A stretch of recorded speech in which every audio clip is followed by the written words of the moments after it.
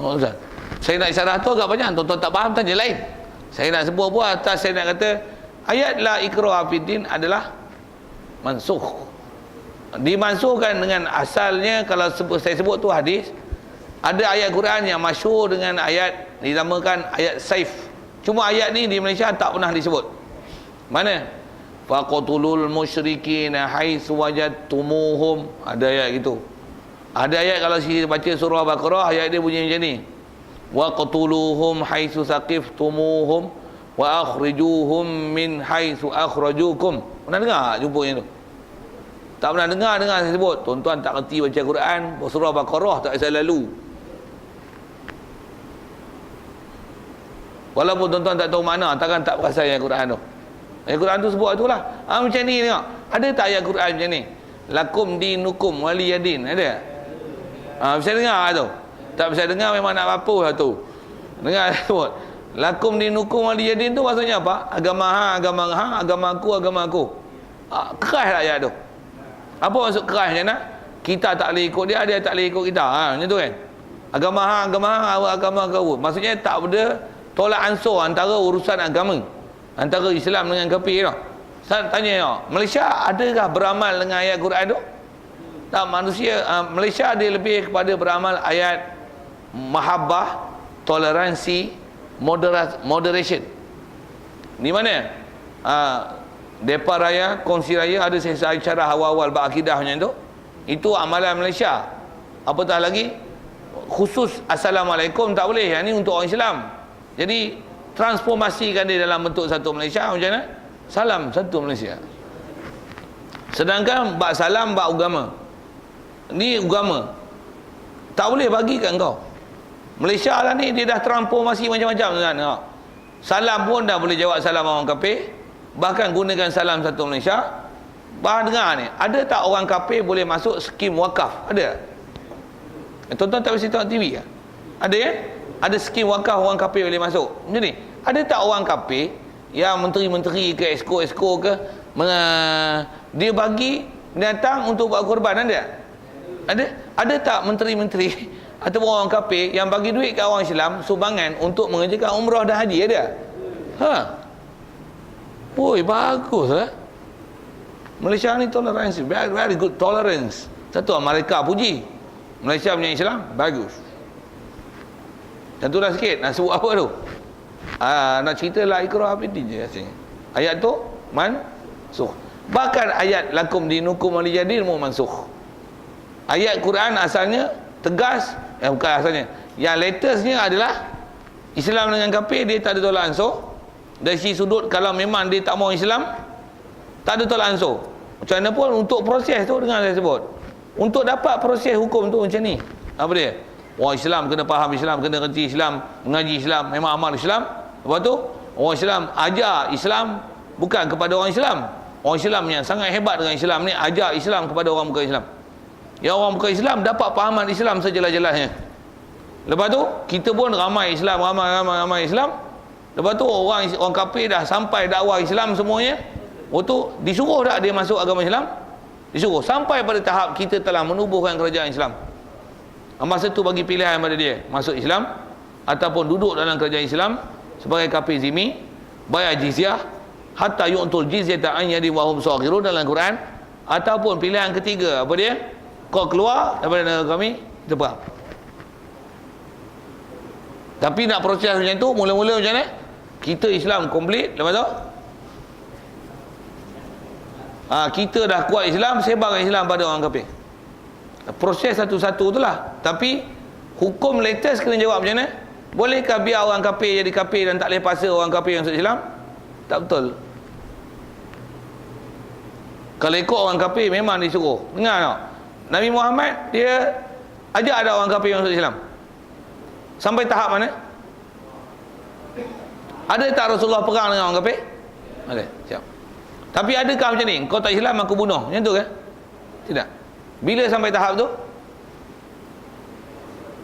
Bila Islam dah kuat, dah dicerita Islam sepaham-pahamnya, dan dia telah tengok Islam dengan sebaik-baik-baiknya, masa tu baru ada hukum tersebut. Macam mana pun itulah hukum yang latest. Jadi ayat mengatakan Orang kafir tak boleh dipaksa masuk Islam. Ayat tu tak betul lah. Maksudnya Islam memang ada istilahnya tekanan, mengenakan tekanan supaya orang kafir masuk Islam. Bahkan dengar tengok, kalau orang kafir pun disuruh masuk Islam, orang Islam disuruh tak jaga komitmen dia dalam Islam? Suruh tak? Tu yang jadi hukum macam ni. Dengar. Apa dia? Orang kafir, kita kena sampaikan Islam kat dia. Tapi Islam tak sampai pada dia, dia hukum ahli fatrah. Kita dah dapat Islam daripada kecil. Kita tak cari Islam, walaupun seruan Islam tak dapat kat kita pasal orang tak pernah dakwah Islam, tapi kita dah Islam, tak pergi belajar Islam, mampu kena jawab esok. Itu hukum ada kat kita. Jadi tuntutan masuk Islam besar tu kat mana? Kat kita. Satu dia ada tertib macam tu. Macam mana pun atas ayat hukum macam mana? Tak betul kalau kata Islam tak boleh tak pasal orang kafir ni ikut dia lah, nak kafir pun kafir lah. No, tak betul. Pasal semua orang Ta'ala hantar Nabi Rasul untuk bagi kafir masuk Islam. Dah ada suruhan masuk Islam. Sampai pada tahapnya perang. Tapi proses untuk pergi perang ni bermula dengan dakwah. Dia punya ayat macam tu. Bukanlah ayat dia terus pegang barang masuk Islam, bunuh. No. Tapi tetap ayat dia kafir disuruh masuk Islam. Ada tuntutan dan ada tekanan supaya biar dia masuk Islam. Pasal Islam lah satu-satunya agama betul. Nak syarah panjang. Tapi macam tu ayat yang kena sebut. Nak cerita apa? Baru satu contoh, nasikh wal mansukh. Kalau ayat Quran tadi sudah tengok dalam surah Taubah ada ayat bunyi macam ni. Qatilul ladzina la yu'minuna billahi wala bil yaumil akhir wala yadinuna dinal haqqi minal ladzina utul kitaba hatta yu'tul jizyata an yadin wa hum saghirun. Ayat tu jelas sekali dengan perang kafir. Mestilah kafir ni kalau dah ada kerajaan Islam, dia duduk dalam kerajaan Islam, dia kena bayar jizyah dalam keadaan dia hina. Dia tak boleh ada rumah lebih besar pada orang Islam, tak boleh naik kenderaan lebih mewah pada orang Islam. Ada urusan jizyah, pasal dia kena bagi jizyah. Wahum saghirun, kafir zimmi dalam Islam, wahum saghir, dia dalam keadaan hina. Bila hina macam mana nak bagi jadi mulia? Masuk Islam kau mulia. Jadi ada tak tekanan dia masuk Islam? Ada. Rumah tak boleh besar, kenderaan tak boleh hebat. Nak bagi hebat dah besar macam mana? Masuk Islam. Jadi ada tak paksaan? Istilah paksa tu ada tak? Ada. Jadi tak bagi ikut hang lah. Nak jadi apa pun tak ada istilah ikut hang, mengikut ajaran Islam. Jadi mesti ikut peraturan dan prosedur. Mana yang benar adalah benar, yang betul adalah betul, yang betul hendaklah diikut dan dipaksa supaya mengikut kebenaran. Maksudnya ada tekanan supaya mengikut kebenaran. Sikit kalau saya sebut, nak berniaga kena pakai permit tak? Nak pakai jalan raya kena bayar road tax. Nak road tax kena ada insurans, betul? Wajib ke? Mereka telah wajib kan? Padahal kena bayar ke sepatutnya? Boleh tak paksa? Benda tak apa jadah tu pun kena paksa. Takkanlah Islam tak ada paksa. Saya nak ajar suruh kaedah berfikir je. Padahal macam jahat lah buat insurans tu. Cukup. Okey, saya baru bagi satu contoh lah tu. Sekali lalu dengan mudah. Antaranya dah sebut tadi ayat kiblat. Cuma ayat kiblat yang suruh menghadap Baitul Maqdis tak ada. Kalau ada buah hadis-hadis yang riwayat tentang kata para sahabat, kami menghadap sebelum daripada menghadap ke Masjidil Haram, kami menghadap ke Masjidil Aqsa selama 16 atau 17 bulan. Ada riwayat begitu. Lepas tu baru datang fawal liwajhaka syatral Masjidil Haram. Okey, itu ayat yang memansuhkan menghadap ke Baitul Maqdis. Tak ada dah menghadap Baitul Maqdis. Ayat apa lagi sebut? Ayat perang. Perang asal hukum Islam 1 lawan 10 wajib. In yakum minkum ishruna sabirun yaghlibu mi'atain. Jika ada di kalangan kamu ada 20 orang yang sabar nak pergi perang, yaghlibu mi'atain, hendaklah mengalahkan 200 orang kafir. 20 lawan 200. Nisbah kan dia? 1-10. Asal hukum jihad orang Islam 1, 10 orang kafir wajib pergi perang. Lari hukum berpaling daripada medan perang. Melarikan diri pada medan perang dosa besar. Mati dalam keadaan buat dosa besar, lari daripada medan perang. Lepas tu ayat tu dimansuh. Al-ana Khaffafallahu ankum wa alima anna fikum dha'fa in yakum minkum mi'atain in yakum minkum alfun yaghlibu alfain. Ada sebelum tu raja-raja mulut yang sebut tu. Orang Ta'ala tahu di kalangan kita ada lemah apa-apa. Bila Islam dah kuat, orang Ta'ala tukar hukum, masukkan hukum 1 lawan 10. Dia kata kalau ada 1000, kalahkan 2000. Apa maksudnya? 1-2. 1 Islam, 2 kafir. Lawan. Wajib perang. 1 Islam, 3 kafir. Lari. Lari pun tak guna, baik mati. Lawan je lah. Tapi nak kata lari, berdosa besar tak? Tak. Tapi kalau lari pun agak-agak mati tak? Mati. Buat apa? Mati lari, baik mati lawan. Itu just suggestion lah. Tapi macam mana, berdosa tak? Tak. Pasal 1 lawan 3, tak wajib lawan. Tapi agak-agak bagus tak menyerah? Menyerah jadi macam Iraq. Menyerah jadi macam Iran. Menyerah jadi macam India, macam Pakistan. Menyerah jadi macam Malaysia. Muhbir tu. Siap. Nak sebut hukum perang. Hukum apa lagi? Hukum edah. Saja nak sebut ayat-ayat Quran yang kita biasa dengar. Tak biasa dengar pun, dengar lah. Nak bagi contoh je. Yang ni setakat yang saya ingat lah beberapa perkara kan. Cerita apa? Orang perempuan yang mati suami, kena edah berapa lama? 4 bulan 10 hari. Dalam Quran sebut setahun lah. Walladzina yutawaffawna minkum wa yadharuna azwajan yatarabbasna bi anfusihinna mata'an ilal hauli ghaira ikhraj. Hendaklah menahan diri dia setahun tanpa keluar rumah. Syarah panjang lah tu. Tapi nak cerita fokus tentang mata'an ilal haul. Setahun. Setahun kan 4 bulan 10 hari. 4 bulan 10 hari. Setahun tu mansukh.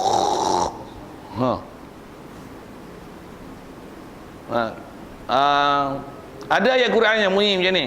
La tuqaddimu baina yadillahi wa rasulih. Ya ayyuhallazina amanu idza najaitumur rasula faqaddimu baina yaday najwakum shadaqah. Wahai ya ayyuhallazina amanu, wahai orang beriman, jangan kamu nak pergi beradab jumpa Rasulullah melainkan kamu kena bawa satu sedekah, satu pemberian hadiah kepada Rasulullah. Nak pergi jumpa Rasulullah, nak bersembang, kena bawa hadiah. Bawa satu buah tangan. Tak ada buah tangan, get out. Ada hukum tu. Ayat tu dimansuh. Macam mana pun, wajib ke para sahabat yang latestnya sebelum Rasulullah wafat, kalau nak berjumpa Rasulullah kena bawa buah tangan? Tidak. Ayat tu masyhur dengan dipanggil ayat najwa, ayat berbisik. Dan antara riwayat sebut, antara orang yang sempat beramal dengan ayat Quran itu hanya seorang, itulah Sayyidina Ali radhiyallahu anhu. Dia yang sempat beramal dengan ayat tu, kerana ayat tu dimansuhkan dengan ayat lain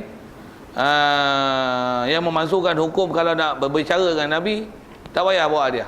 Siap. Nak sebut tu tak apa, nak lancar nak sebut, lajak mulut tu. Nak sebut kalau kita ngaji betul-betul ni macam mana? Oh, kena ngaji tafsir kan. Saya nak sebut pun saya bukan ingat semua.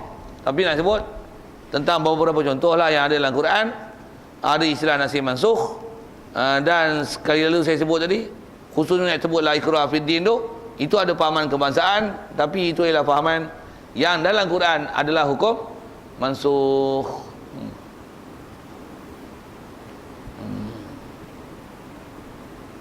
Satu lagi nak sebut. Yang ni yang Syiah pakai kan. Pasal saya pernah ditanya oleh golongan Syiah, dia kata macam ni, bukankah pernah pada zaman Rasulullah dulu dalam peperangan Rasulullah membenarkan tentera Islam untuk bermuta'ah? Oh, macam mana nak jawab? Hukum tu mansukh. Awal Islam dulu ada, tapi selepas tu tak ada, dimansukh. Siap. Satu Syiah ni antara orang yang pakai hukum-hukum mansukh banyak. Dia pakai hadis-hadis ayat Quran yang dah tak ada pakai. Dia tak up to date file. Semua korap file. Pasal kepala otak dia orang pun korap dan berkurap. Buh pi tu. Saja saya main bahasa sikit sambil-sambil tu. Yang tu kot lebih kurang nak sebut ayat-ayat, berapa contoh ayat Quran tentang nasib masuk. Sikit lagi kau tambah kon. Boleh tak ziarah kubur? Orang perempuan pergi boleh ziarah kubur tak? Boleh tak? Boleh. The latest boleh. Rasulullah pernah sebut macam ni, kuntu nahaitukum an ziyaratil kubur. Aku pernah tegah kamu ziarah kubur. Jadi ada Rasulullah pernah tegah ziarah kubur bagi orang perempuan. Ada sebut dalam riwayat-riwayat hadis, kata Rasulullah, la'ana zairatil kubur. Rasulullah melaknat orang perempuan yang ziarah kubur. Memang ada hadis, tapi hadis itu mansuh. Rasulullah kata apa? Kuntu nahaitukum an ziyaratil kubur, ala fazuruha fa innaha tazkiratun lil akhirah. Kata Rasulullah, aku pernah tegah kamu daripada ziarah kubur, tapi kata dia, ziarah kubur ni boleh ingatkan akhirat. Sekarang pergilah ziarah. Boleh, tak ada masalah. Betul, dalam ada kadang-kadang ibu bapa tak ada, wanita dilarang masuk tanah perkuburan. Itu fahaman Pak Wahab, mansuh hadis tu. Apa seumpama tu? Tu nak syarah panjang. Tu yang sikit kalau tanya gini dengan mudahnya. Waktu kita nak tahu kita yang lagi tak pandai ni, demo tu nampak macam pandai tapi tak pandai. Kita yang tak pandai ni nak ambil rujukan mana, nak tengok ilmu-ilmu yang hukum dia betul, nasih ke mansuh ke tepat ke, mutlak muqayyad apa-apa ni. Macam mana jawab? Tengok hukum fiqh lah. Satu, kita bukan gaduh dengan Quran hadis. Tengok fiqh. Kalau tengok Quran pun selesai tak? Siapa? Tumpul. Alat tak cukup. Jangan kata alat tak cukup, bahan mentah pun tak cukup. Hadis banyak mana apa? Untuk macam mana nak tahu nasih mansuh? Quran yang orang hafal 30 juzuk pun, penghafal Quran pun dia tak tahu nasih mansuh kat mana. Yang kata nasih mansuh, tahiyat dia baca, dia tak faham lagi. Itulah lebih kurang. Nak menunjukkan kata kaedah mudah kita untuk kenal mana hak batil, apa dia? Rujuk pada hukum fiqh. Satu, bila ada siapa-siapa yang menyanggahi hukum fiqh, sepak je pendapat dia. Satu, babi, kita belajar fiqh macam mana? Sikit yang tu. Tak payah tengok Quran hadis kan. Pasal kita nasih mansuh tak pakar. Apa kaedah? Kita belajar kecil-kecil lagi, babi najis tak? Haram tak? Mughalazah tak? Dijilat kena ni, kena sama. Bulu babi boleh pakai tak? Kulit babi boleh sama? Tak boleh. Untuk ada pula ustaz-ustaz yang macam babi tu, dia kata boleh. Macam mana? Sepaknya. Siap. Sekalipun yang kata tu nama Dr. Yusof. Yusof apa? Yusof Qaradawi. Sepaknya. Siapa teror? Yusof Qaradawi ke Imam Syafi'i? Habis tu dia ribut apa Imam Qaradawi tu, ikutlah Imam Syafi'i. Siapa yang ulama mujtahid? Qaradawi ke Imam Syafi'i? Imam Syafi'i yang mudah. Pasal itu yang kita banyak pengetahuan sikit pun, yang lain dah tak kerti. Dr. Asri dengan Imam Syafi'i, siapa lebih pakar bab hadis? Siapa? Imam Syafi'i. Itu sepak Dr. Mazhar tu. Kau payah. Siapa lagi dapat yang tuan-tuan dengar yang nama pelik-pelik ayat? Siapa? Fathul Bari. Fathul Bari. Bercanggah dengan mazhab Syafi'i. Macam mana? Sepak je Fathul Bari tu. Lagi siapa? Harusani. Istilahnya bercanggah je. Katalah macam ni. Tuan-tuan benci sangat nama Harusani tu. Katalah gitu. Kita tengok Harusani kata babi ni memang haram. Haram pula tu haram li zati. Betul lah dia cakap? Betul-betul lah. Walaupun tuan-tuan tak apa suka dia. Pasal dia cakap betul. Yang tuan-tuan kadang-kadang ada orang yang tuan-tuan suka, tapi dia tengok dia cakap tak betul. Yang tak betul, tak betul lah, walaupun tuan-tuan suka kat dia. Boleh? Irma Fatimah tak pakai tudung, tuan-tuan memang suka kat dia, tapi dia tak pakai tudung, tuan-tuan kena kata elok lah. Sikit saya nak sebut betul tak betul. Tuan-tuan jangan perjudi kan. Betul salah itu dia tak tuan-tuan minat.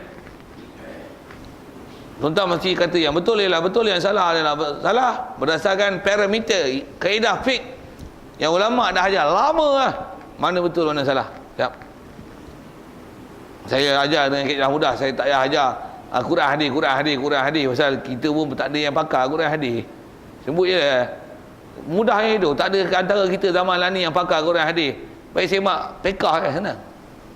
Lagipun tambah saya sebut gini tadi, kita tengok hukum-hukum yang ada semua bercanggah dengan hukum fiqh. Macam mana? Sepak je.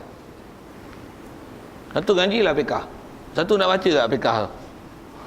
Tapi tak mula lagi. Ni pun dah 9 lebih ya. Awal lagi tak? Tengok bola pukul 2 pukul 3. Ada soal itu. Jadi baca banyak baris tapi orang sebagai. Ada soal itu. Ya. Assalamualaikum warahmatullahi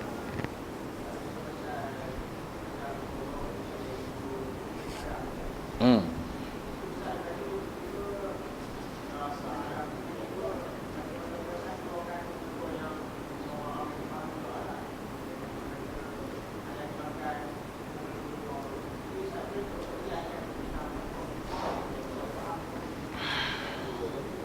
fatwa tentang kata babi tu dia dah tak babi dah pasal dia dah ubah rupa, dia bukan babi dah, dia tak original babi dah, pasal dah jadi gelatin, dah jadi ubat gigi, dah jadi sabun kan.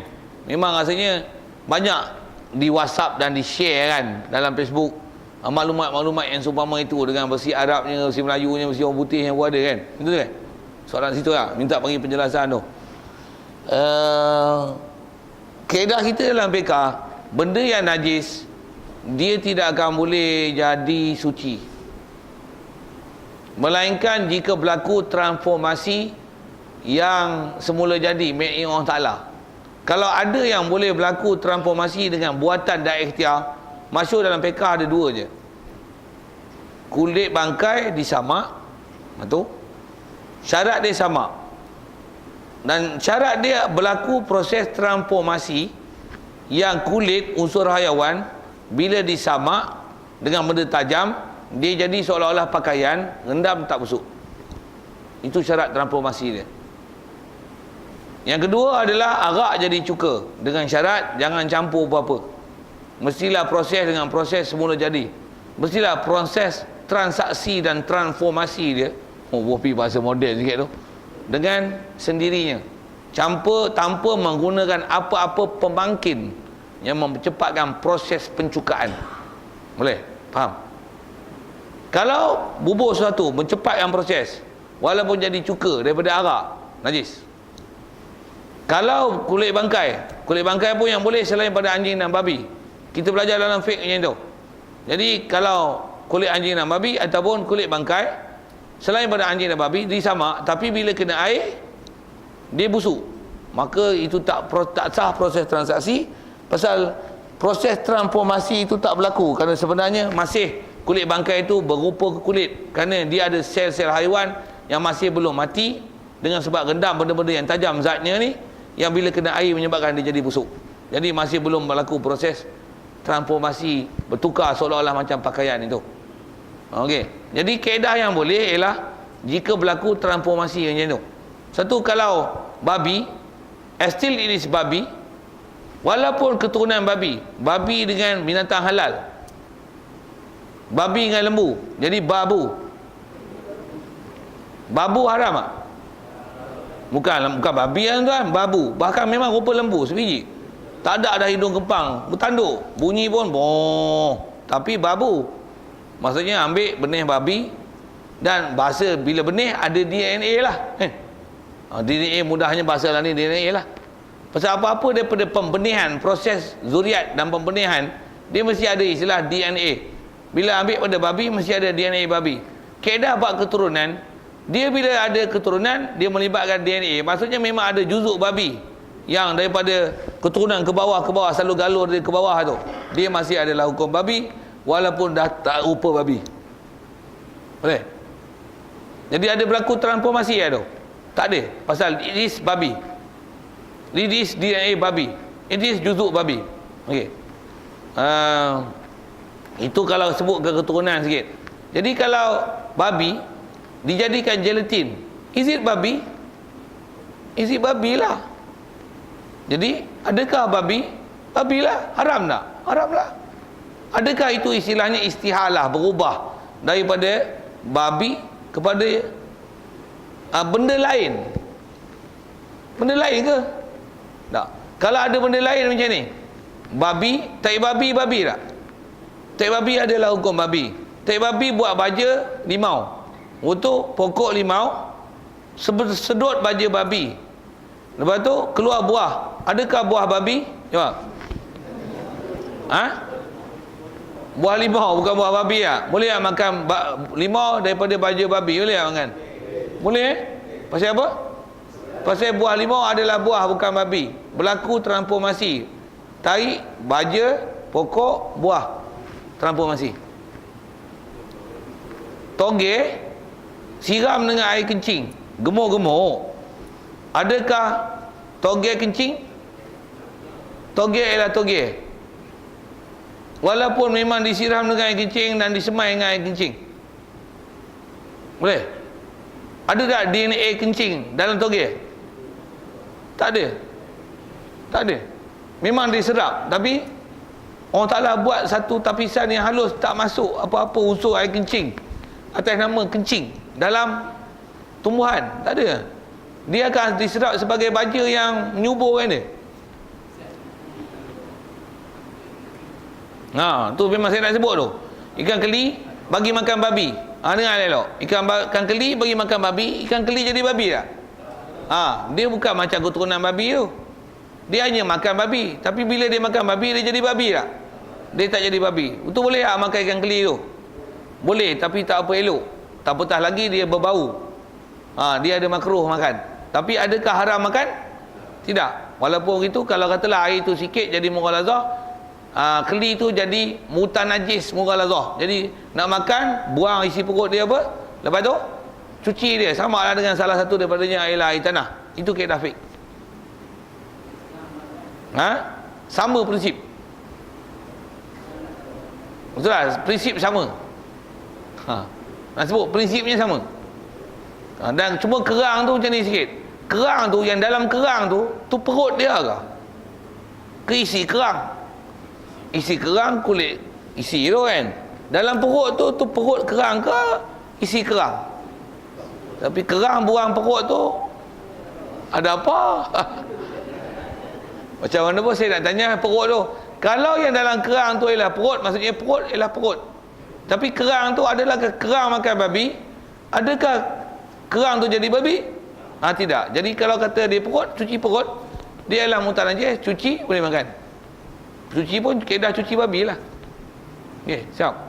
Saya nak sebut apa yang dipanggil transaksi itu. Jadi kalau ada proses yang panggil istihalah bahasa Arab, disebut tahawalat, taghayyarat. Mestilah taghayyarat, tahawalat yang semula jadi. Kalau nak guna itu, ya Allah Ta'ala yang ubahkan proses.